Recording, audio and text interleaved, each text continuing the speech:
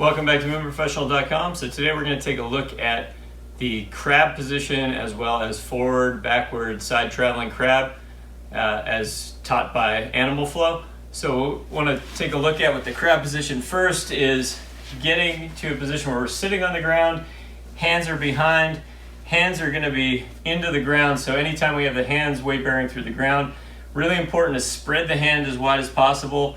And think about the perimeter of the palm is where you're trying to bear the most weight as opposed to the middle of the palm.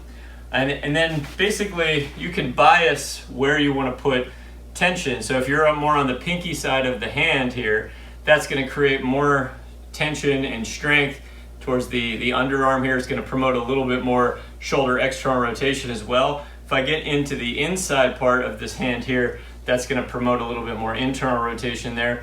And both have their value depending on where you are, especially as we start moving more dynamically. Typically for stability sake, if we're holding a position, we want to stay more towards the pinky side so we don't collapse in. But as we transfer forward, we can think of the hand very much like the foot. Just like we would roll over the more big toe side of the foot, we might roll into the thumb side as we're transitioning forward on our hands. But the key is not to spend too much time in the center of that palm. Really appreciate spreading the hands, and it just puts so much less stress on the wrist, but it's also what we're really trying to develop with a lot of these crawling movements is just a little bit more control and awareness through the hand.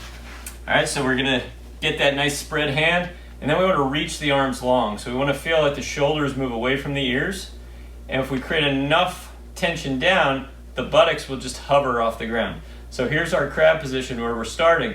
We're not trying to go real high here, because the idea here is to really bear weight through the arms more than try to create a high bridge. So we want to really hover the buttocks, make sure that the elbows aren't bending, and make sure we can keep the shoulders out of the ears. So we want to keep the buttocks as close to the ground as we can, as long as we don't have this elevation of the shoulders towards the ears. Once we get that, we can travel it forward. So it's just short, choppy steps. We don't want to be shifting too much. We just want to feel like we can just bring it forward, bring it back. So the key here is to really be able to take tiny little steps as we go forward and backward here. And we can do different things with the hands as we go forward. In this case, I'm just trying to keep my hands spread and keep stability through them.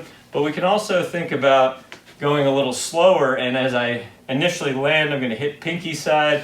As I push off, I might go to more thumb side.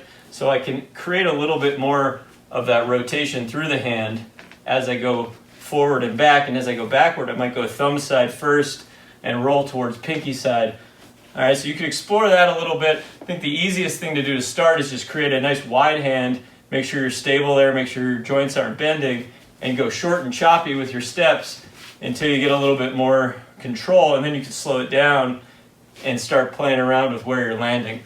All right, so that would be forward and backward traveling, and then side traveling would just be hover, short choppy steps to the side. The key is that there's no bend in the elbows, there's no shrugging of the shoulders, and that the butt does not elevate more as we move. We're just going side to side, keeping the same height of the butt from the ground the whole time.